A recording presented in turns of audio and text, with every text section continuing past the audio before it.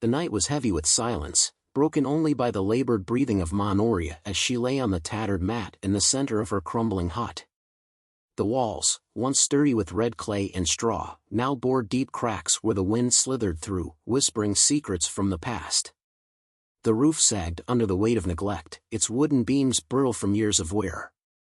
In the dim glow of a dying oil lamp, her eyes, cloudy with age, scanned the doorway, waiting. But she knew. No one was coming. Her fingers, once strong and swift in the ways of the old, now trembled as they clutched the thin cloth wrapped around her bony frame. Hunger gnawed at her insides, a slow and cruel torment that had stretched across days, maybe weeks, she had lost count. The fire pit in the corner was long cold, the last of the yam peels devoured days ago in a desperate attempt to silence the ache in her stomach. She had called for them, her grandchildren, the ones she had raised when their mother, her only child, passed into the afterlife too soon. She had poured her love into them, fed them from hands that now barely had the strength to lift, whispered lullabies into their ears when they were frightened of the dark. And yet, they had left her. They had not even turned to say goodbye. A tear slipped down her hollowed cheek, but she did not wipe it away. There was no one left to see her pride falter. Outside, the wind howled, but beneath it, another sound wove its way into the night, something softer, something ancient. It was a whisper, low and beckoning, curling through the gaps in the hut like a patient snake. Manoria's fingers twitched. She knew this voice. It had been years, decades even, since she last heard it, but it had never truly left her. It belonged to the old ways, the ones her ancestors had followed before the world changed, before people began to fear what they did not understand. These whispers belonged to something older than hunger, older than death itself. And tonight, they had come for her. She wet her parched lips with what little moisture remained in her body. Her voice, hoarse and brittle, barely rose above the wind as she began to murmur the words she had sworn never to speak again. The language was heavy, thick on her tongue, as though the very air resisted it. She called upon those who had been forgotten, those who had been cast aside like she had. The walls trembled. The ground beneath her thin mat shifted, a groan echoing from the earth itself. The whispers grew louder, circling her, their tone neither kind nor cruel, just expectant. The flame in the oil lamp flickered wildly, casting stretched shadows against the walls, shadows that did not belong to her. She did not stop. Her body ached with weakness, but her mind sharpened with each word, drawn deeper into the ritual that had been buried in her blood. The whispers now spoke with her, through her, their voices layering over her own. And then, as if satisfied, they hushed. A presence filled the hut, thick and suffocating. The air turned bitterly cold, and the smell of damp earth and decay pressed against her. She was not alone. A shape loomed in the corner, just beyond the reach of the light. It was tall, its form barely distinguishable from the darkness itself. She could not see its face, but she felt its eyes, deep, endless, watching. A strange sense of peace settled over her. There was no fear, only understanding. She had been heard. The betrayal that had drained the life from her would not go unanswered. Manoria exhaled, a slow, shuddering breath that carried away the last of her strength. Her frail body sank into the mat as her chest rose one final time, and then fell, still. The wind stopped. The lamp flickered once and died, plunging the room into darkness. The presence did not leave. It waited. And outside, under the watchful eyes of the moon, something moved. A figure, tall, shrouded, stood at the edge of the hut's threshold. Its face was hidden, its posture unreadable. It had been waiting, watching. It had heard the words spoken in the forgotten tongue. Manoria's body was still, but the night was not. Her death was not the end. It was only the beginning. The city pulsed with life, its streets humming with the rhythm of engines, voices, and the ceaseless buzz of ambition. In the heart of it, hidden behind high gates and pristine walls, stood the home of Tariq, Amara, and Jabari, a sprawling estate far removed from the dusty village where they had been raised. Here, the air smelled of polished wood and expensive perfume, the floors gleamed under golden lights, and every corner of the house spoke of wealth, indulgence, and comfort. Tariq lounged on a velvet couch, a glass of dark liquor swirling lazily in his hand. He was the eldest, the one who had always believed in taking what he wanted, the one who had convinced his siblings that their grandmother's land was better off in their hands than wasted on her final years. The village elders had tried to caution them, their wrinkled faces twisted with fear as they spoke of duties and curses, but Tariq had only laughed. Superstitions, he had called them. Stories for fools. Amara sat nearby, draped in silk, her long fingers adorned with gold rings.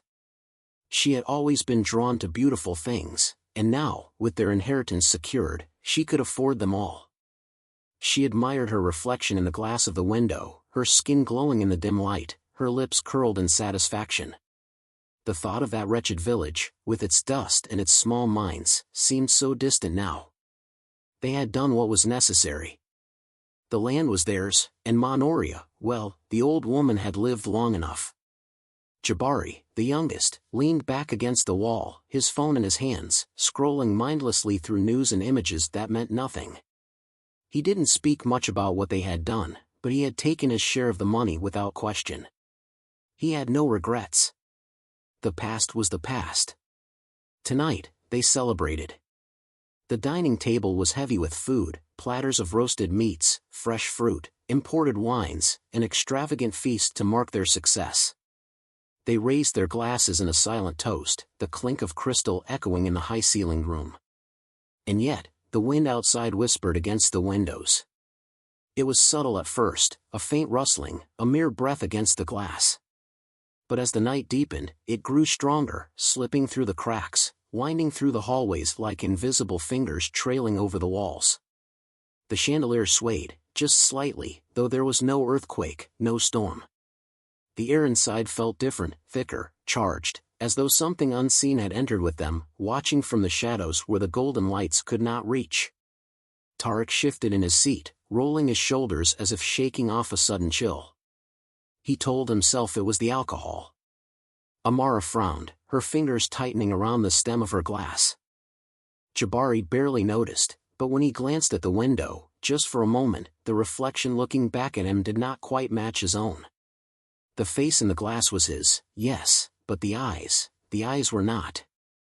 They were deeper, darker, filled with something hollow and knowing.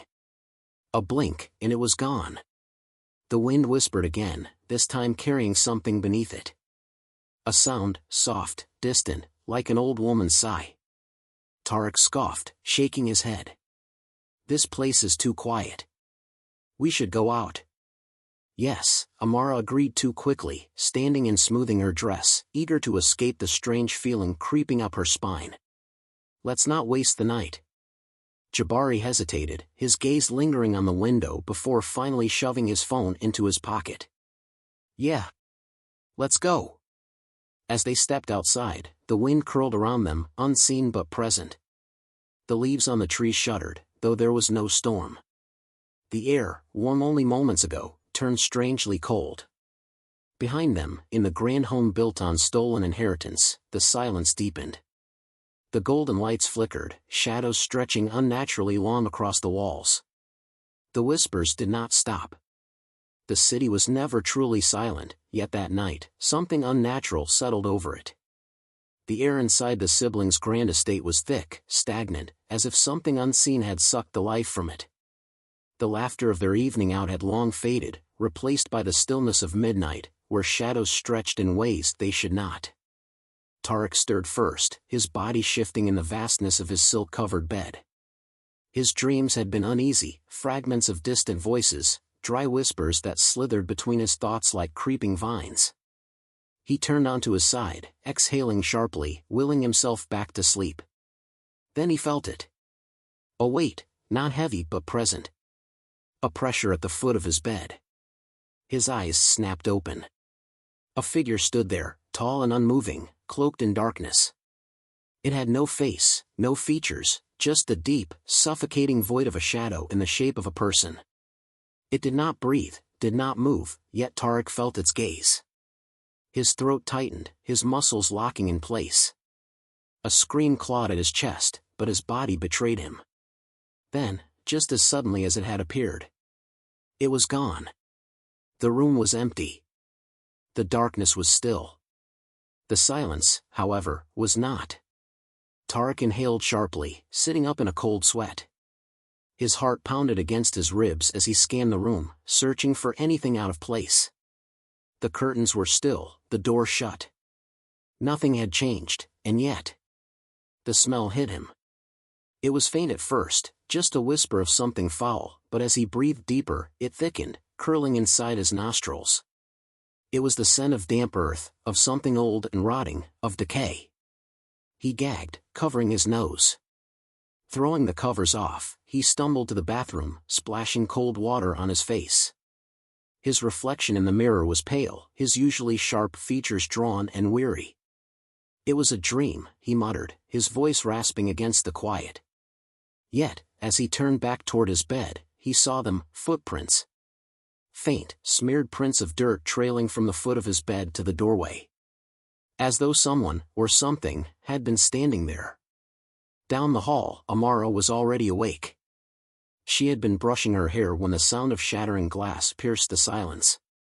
Her heart jumped as she turned toward the source, the full-length mirror standing by the closet, the one that had belonged to Monoria. The glass was fractured, jagged lines webbing across its surface like veins of a broken body. She hadn't touched it.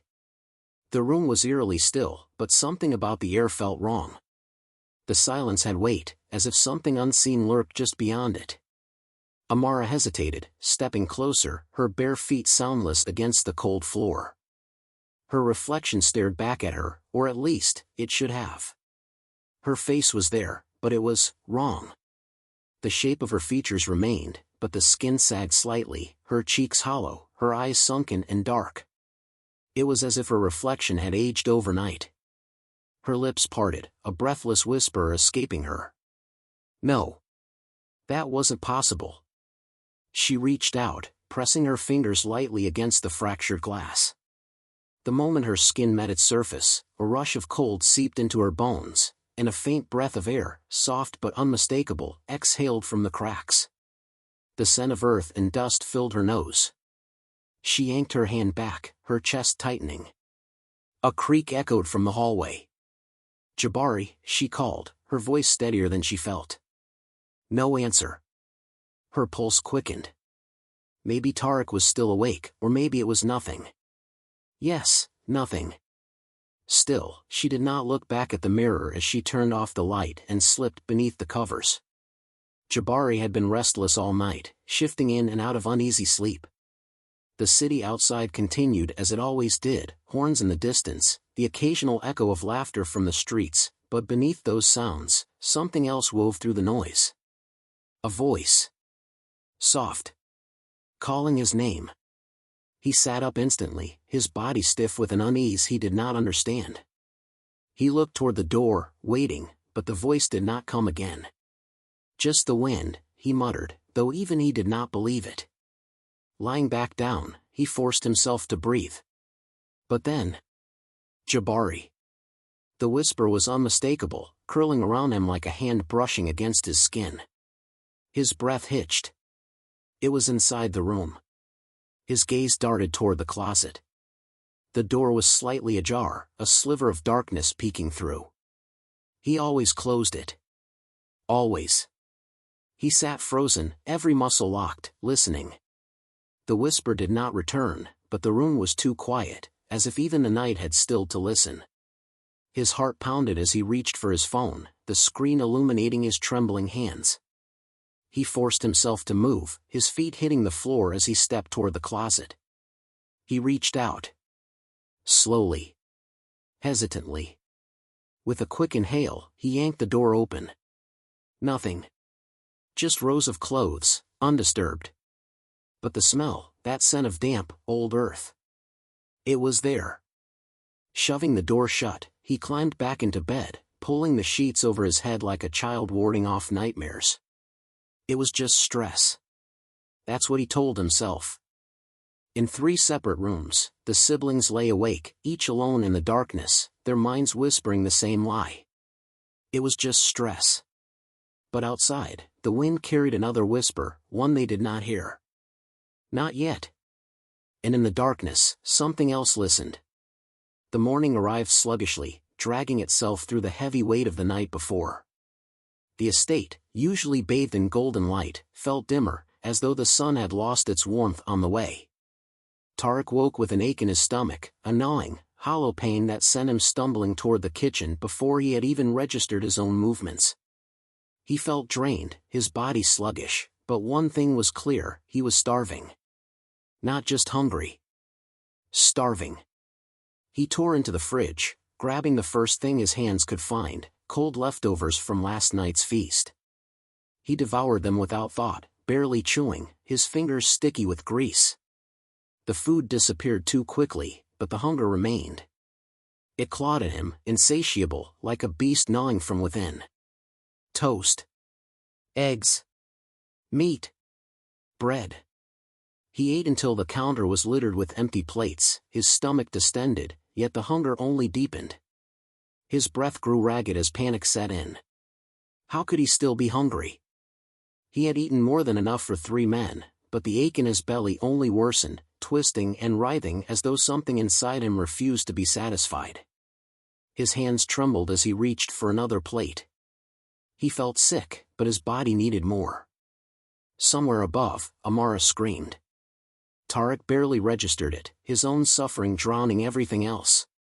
Upstairs, Amara stood in front of her shattered mirror, horror carving deep lines into her once proud face. She had gone to bed a goddess, her skin smooth, her beauty untouched. But as she touched her cheek now, she felt it, loose skin, rough patches, something unnatural. Her reflection had betrayed her. Her once radiant glow had faded into something sickly. Dark circles pooled beneath her eyes, her lips cracked, her cheekbones too sharp against her sallow skin. Her hair, thick and lustrous the day before, now looked thinner, as if something had been siphoning the life from her as she slept. Her hands flew to her face, pressing against her cheeks as if she could push the youth back into them. Her fingers trembled as they traced the unfamiliar lines forming around her mouth. This isn't happening. This isn't real. Another scream tore from her lips, but the house swallowed it. She turned away from the mirror, her breath shallow, frantic. She needed help, Tariq, Jabari, someone had to see this. Someone had to tell her she wasn't losing her mind. But as she rushed toward the door, a faint whisper trailed behind her, slithering through the cracks of the mirror. It was too soft to hear, too distant to make sense of. But it was there. Jabari sat on the edge of his bed, gripping his throat, terror rippling through him. His voice was gone. It had started as a tightness, a dry scratch at the back of his throat when he woke up. He had cleared it, expecting relief, but nothing came. Then he tried to speak. His lips parted, his breath formed the shape of a word, nothing. No sound. No whisper. Not even the rasp of air pushing past his lips. Panic shot through his veins. He swallowed hard, forcing his throat to work, but the pressure only deepened, like invisible fingers closing around his neck, pressing tighter with each attempt. He stumbled to his feet, gripping the walls as he staggered toward the door. He needed to find them. They had to understand what was happening. This wasn't normal. This wasn't right. The moment he stepped into the hallway, he found Amara, breathless, eyes wide with terror. She opened her mouth to speak, but the words caught in her throat the moment she saw his face. Tariq appeared next, hunched over, sweat beading along his forehead, his shirt stained with the remnants of his frantic feast. He looked wild, his eyes bloodshot, his hands trembling as though barely resisting the urge to grab for something, anything, to eat. They stared at one another, and in that moment, the unspoken truth slithered between them. Something was wrong. Something was happening to them. Before any of them could utter a word, a loud crash echoed from downstairs. Their bodies jerked in unison, their fear tightening its grip as they turned toward the staircase. They were not alone in their suffering. Downstairs, the maid lay sprawled on the floor, her tray of dishes shattered around her, her body convulsing as she clawed at her throat. Her mouth opened wide in a silent, choking scream, her eyes rolling back as if something unseen was pulling the life from her. The butler, usually poised and calm, stood trembling by the entrance, his hands gripping his arms, his breath shallow. His skin had turned grayish, his veins dark and pulsing unnaturally beneath the surface. The security guard, a man who had once prided himself on his strength, was hunched over by the front door, gripping his stomach in agony, his fingers dug so deep into his flesh it seemed as if he was trying to hold something inside. The siblings stood frozen, their fear now laced with something worse, realization. It wasn't just them. It was spreading. And outside, the wind whispered again. The journey back to the village felt longer than it ever had before. The road was familiar, winding through the dry, sun-scorched land that once held the roots of their childhood, yet it no longer felt like home. Tariq gripped the steering wheel tightly, his knuckles white, his body weak from the hunger that gnawed at his insides. His stomach twisted in pain, but he knew it was no ordinary hunger, it was something deeper, something wrong. He had eaten enough food to last a week, yet he felt as though he were wasting away. Amara sat in the passenger seat, her face turned toward the window, but she wasn't admiring the landscape. Her fingers traced the deepening lines on her face, the ones that hadn't been there just days before. Her reflection in the car mirror had become a stranger, an aging, sickly woman who barely resembled the beauty she once was. She had worn sunglasses to hide the evidence, but they did nothing to stop the truth from spreading beneath her skin. Jabari sat in the back, silent. He had tried to speak when they left the house, tried to tell them what they already knew, but the words refused to form. His voice was gone. His throat was tight, the air heavy inside his chest, as though an unseen hand gripped him from within. As the village came into view, dread settled over them. The marketplace was still bustling, the narrow dirt roads lined with vendors selling fruits, grains, and spices. Women balanced baskets on their heads, children ran barefoot through the dust, and elders sat beneath the shade of old mango trees, watching the world with knowing eyes. But something changed when the car rolled in. The laughter faded. The chatter dimmed. One by one, the villagers turned toward them, their expressions darkening like storm clouds. Some whispered. Others simply stared. And then, as though rehearsed, they turned away. Tariq clenched his jaw as he parked near the village square. He didn't bother killing the engine, somehow, he knew they wouldn't be here long. Amara stepped out first, her breath shallow, her sunglasses still shielding her from their gazes. They're ignoring us. Jabari walked ahead of them, his frustration evident in the stiffness of his movements. He grabbed the arm of an older man sitting near the well, a familiar face from their childhood. Baba Kofi.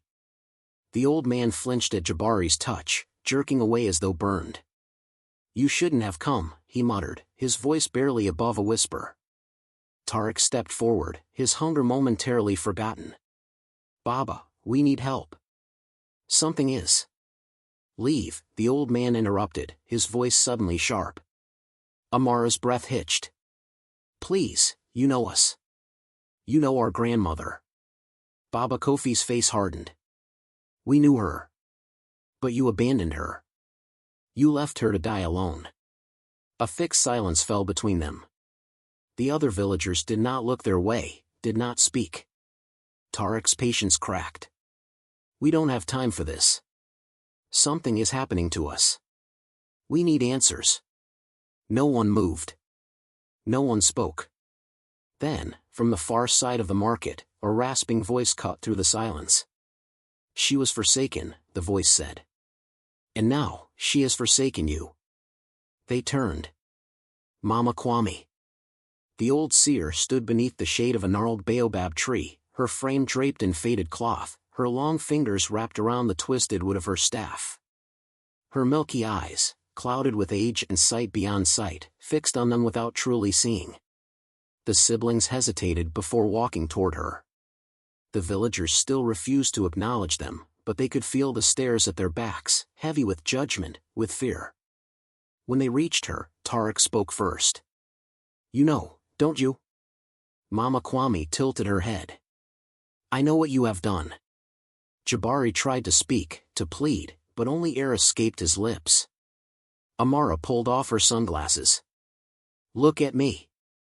Look at what's happening to us. Mama Kwame did not react to Amara's withering beauty, nor to the way Tariq's body trembled with hunger, nor to Jabari's voiceless desperation. She simply exhaled, shaking her head. The spirits do not forget, she murmured. Tariq stepped closer. Then tell us what to do. We'll fix this. The old seer chuckled, but there was no warmth in it. Fix? Her fingers tightened around her staff. You do not fix a curse, boy. You survive it, if you can. Amara's voice wavered. What do you mean? Mama Kwame leaned in, her voice a whisper wrapped in the weight of ancient knowledge. Your grandmother died alone, hungry, calling for you. Now her hunger lives within you. Tariq's stomach clenched painfully, his breath coming in short gasps. She does not want revenge, Mama Kwame continued. She wants release. This hunger must be fed, or it will consume you from the inside out. Jabari's hands trembled. He pointed at his throat, pleading silently.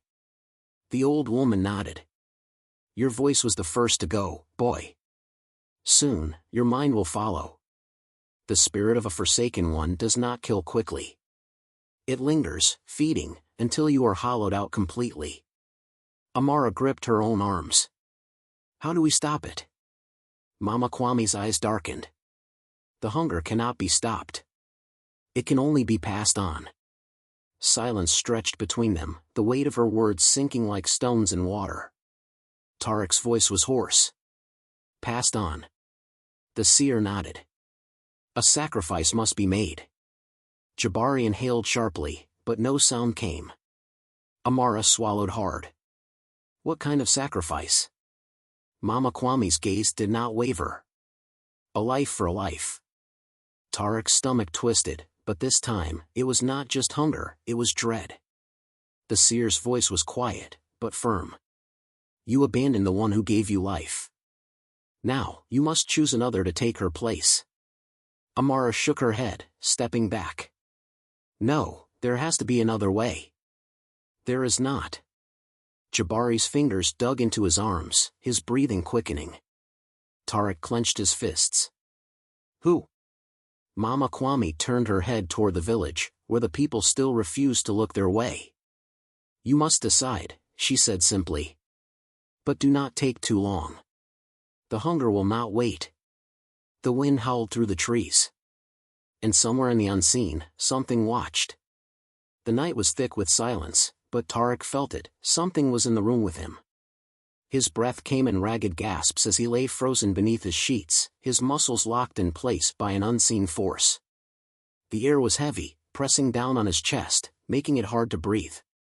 The dim glow of the lantern cast long, flickering shadows across the mud brick walls, but none of them moved, none of them should have moved. And yet, something was watching.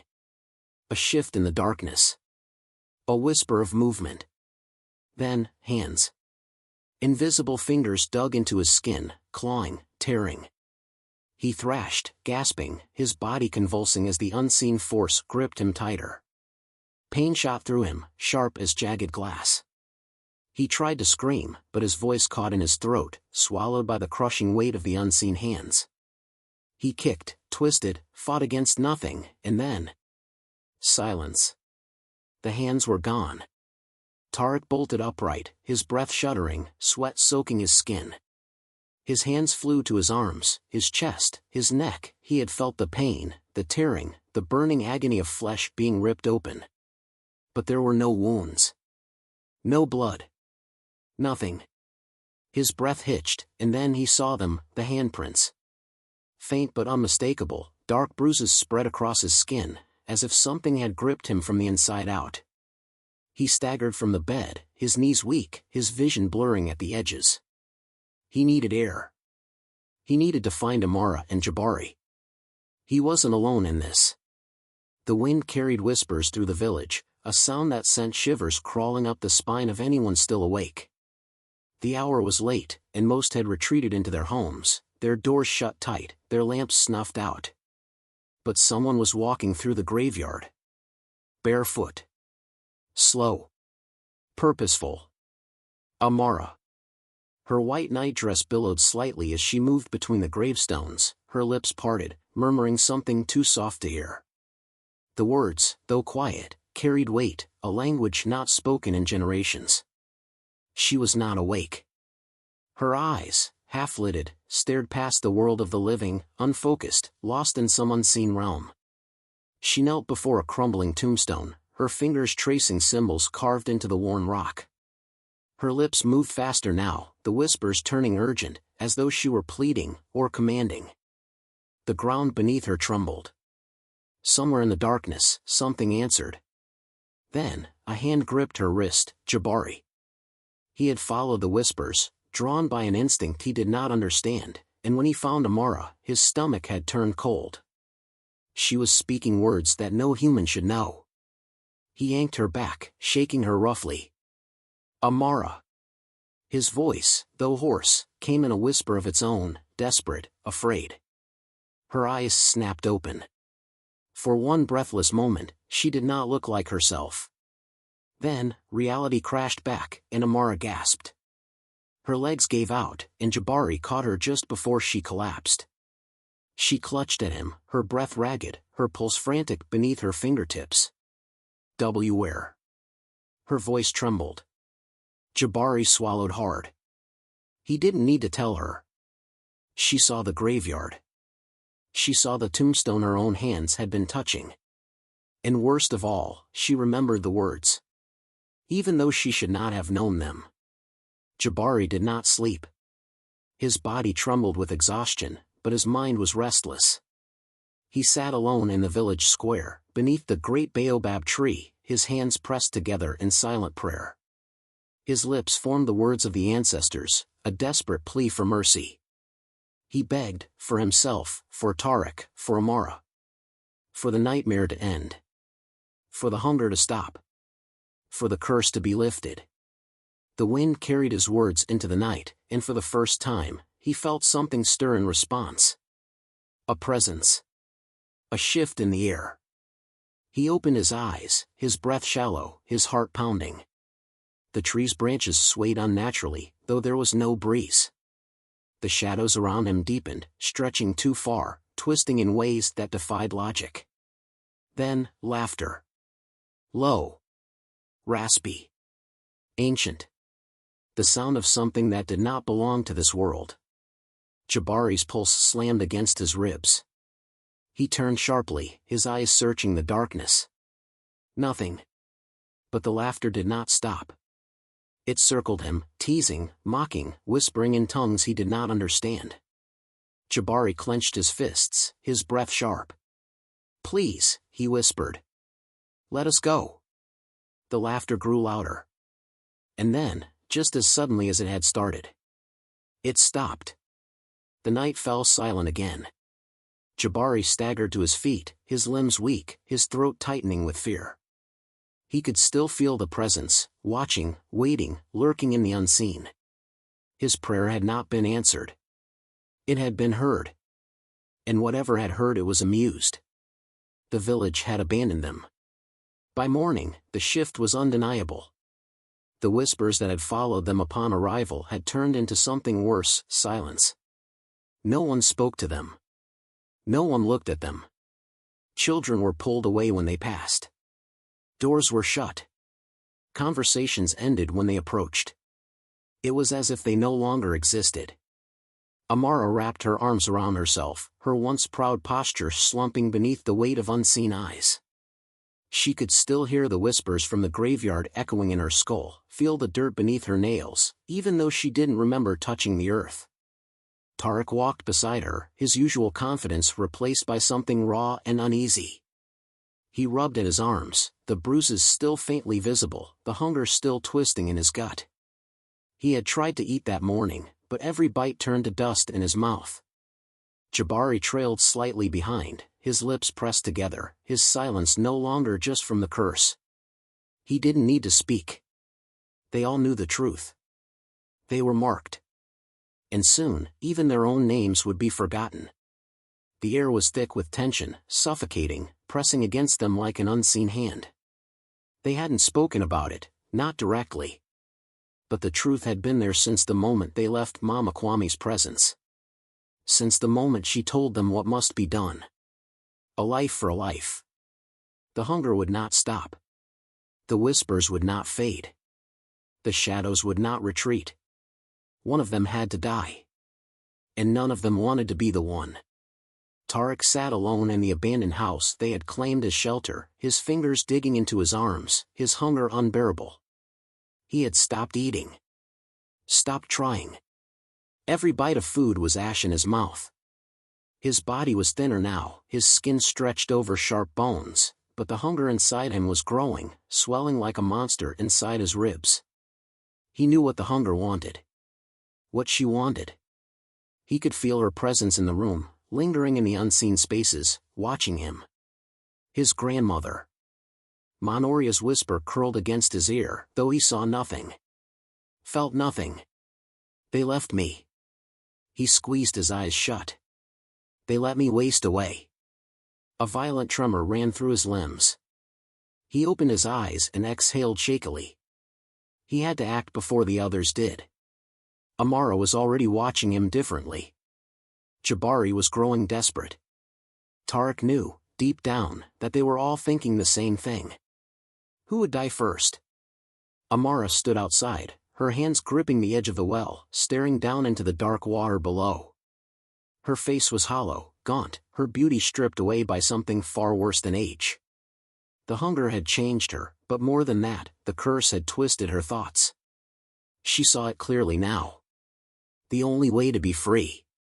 It had to be Tariq. He was already withering away. Already weak. She had seen him at night, the way he clutched at his stomach, the way his breathing shuddered in his sleep. The hunger had him by the throat. It would be easier if he was already on the verge of death. He was the oldest. The strongest. He had always acted like he was in charge, always made the decisions for them, always believed he knew best. But now? Now, he was nothing but a shadow of himself. She could do it. She just needed to wait for the right moment. Jabari paced at the edge of the village, his heart pounding, his throat aching with the words he could not speak. He was the youngest. It wasn't fair.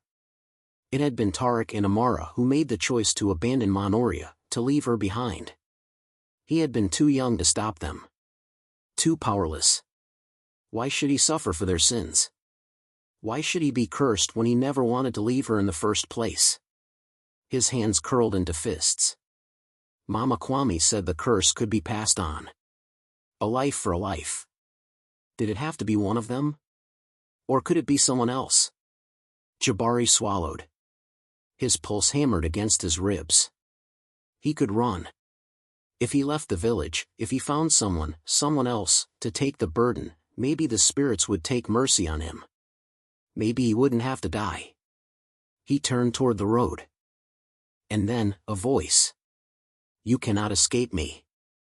A chill ran down his spine. He turned sharply, but the road was empty. The sky had darkened without warning, as if the sun had sunk behind a shroud of shadow. The air had thickened, the weight of something unseen pressing against his chest. Then, fingers. They curled around his throat. Tightened. Invisible. Cold. Jabari fell to his knees, clawing at nothing, his mouth opening in a silent scream. You will not run, little one. The hands let go, and he gasped for breath, his lungs burning. The hunger inside him surged forward, gnawing at his insides. No. He couldn't run. But he wouldn't be the one to die, either.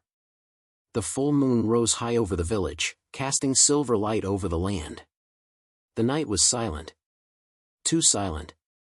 Amara stood in the doorway, staring at Tariq, who sat slumped against the wall, his breathing slow, his fingers trembling against his knee. She had the knife hidden in the folds of her dress. She had planned for this. She had planned for him to be asleep. Weak. But then Tariq lifted his head, his sunken eyes locking onto hers. And he smiled. It wasn't a real smile. It was twisted. Knowing. You think I don't know? His voice was barely above a whisper, his words slow, deliberate. Amara's breath hitched. Jabari stepped into the room behind her, his shadow stretching unnaturally long in the candlelight. His hands clenched at his sides, his face unreadable. Tariq's eyes flickered between them. We were always going to end up here. No one spoke. No one moved. Then, a gust of wind slammed into the room. The candles flickered wildly. The air turned cold, thick with a scent of decay. The shadows stretched, twisted, darkening unnaturally. A voice echoed from nowhere and everywhere at once. Choose. The wind howled. The house groaned. Amara's hand gripped the knife tighter. Jabari's heart slammed in his chest. Tariq exhaled slowly, his hunger clawing at his ribs. Then, they moved. The struggle was chaotic, a blur of movement, of breathless desperation. Tariq lunged first, his fingers reaching for Amara's throat. She dodged, the knife flashing in the candlelight. Jabari shoved them apart, his breath coming in ragged gasps, his thoughts screaming for an escape, for a way out. Then, Amara struck. The knife plunged forward. Into Tariq's stomach. His body jerked, his mouth parting in shock. For a moment, the world stopped. Amara's breath caught, her grip loosening on the handle, her mind struggling to process what she had done. Jabari stumbled back, his eyes wide, his legs weak beneath him. Tariq choked on a breath, his knees giving out. He crumpled forward, his hands pressing against the wound, blood staining his fingers. The room shuddered. The shadows writhed. A whisper, soft, cruel, pleased. It is done. Then, darkness. The first rays of dawn broke over the village, soft and golden, but there was no warmth.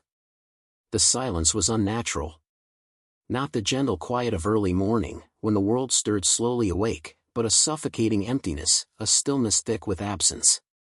No birds sang. No voices called out. No footsteps echoed along the dirt paths.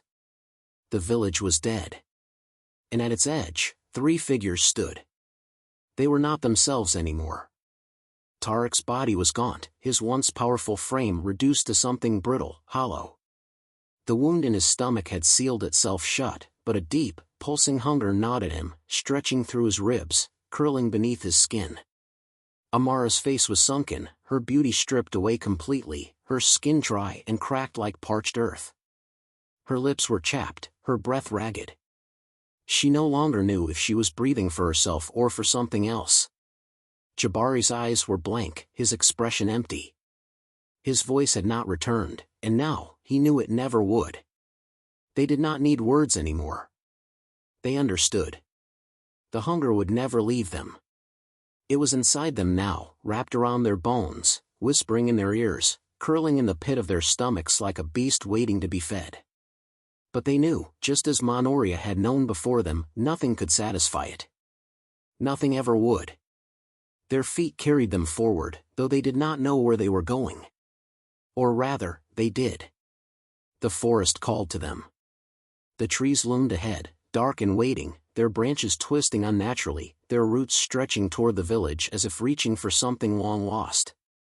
This was not the same forest they had known as children. This was something else entirely. And yet, they did not hesitate.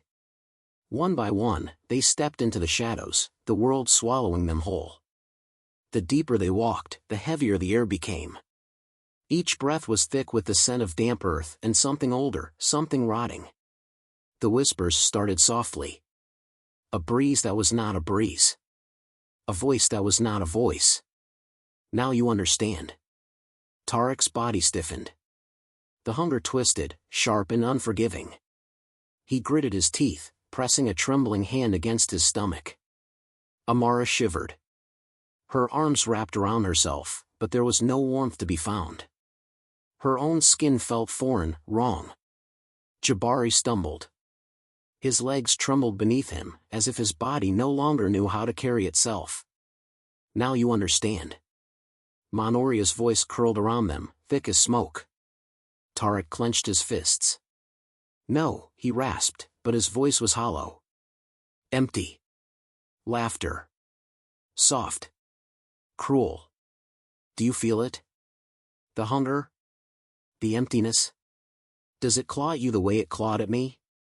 Tariq's breath hitched. Jabari fell to his knees, his fingers digging into the dirt, his body trembling with something he could not name. Amara turned in frantic circles, her eyes wide, searching for a face that was not there. Please, she whispered. Please. Did you beg for me? Amara froze. The wind shifted. The trees creaked. Did you call my name when you left me to die? Tariq swallowed. His throat burned, his stomach twisted in on itself. His hands shook, his mind flashing back to that night, the night they left. He had heard her voice, weak and desperate, calling for them. He had heard it. And he had walked away. The whispers pressed in closer, swirling around them, tightening like a noose. Now you understand. Amara sank to the ground, her nails clawing at the dirt, her breath coming in short, ragged gasps. Jabari shook his head, his hands covering his ears, but the whispers were inside them now. They could not be shut out. You will hunger forever. Tariq's hands flew to his stomach, pain shooting through him. Amara's throat burned with thirst, but she knew no water would quench it. Jabari's chest ached, his body screaming for a voice he would never have again. They tried to resist. They tried to deny it. But the truth was already inside them. It had been the moment Monoria took her last breath. And now, there was no escape. They were cursed. Not just to die. Not just to suffer. But to exist. Empty. Hungry. Forever.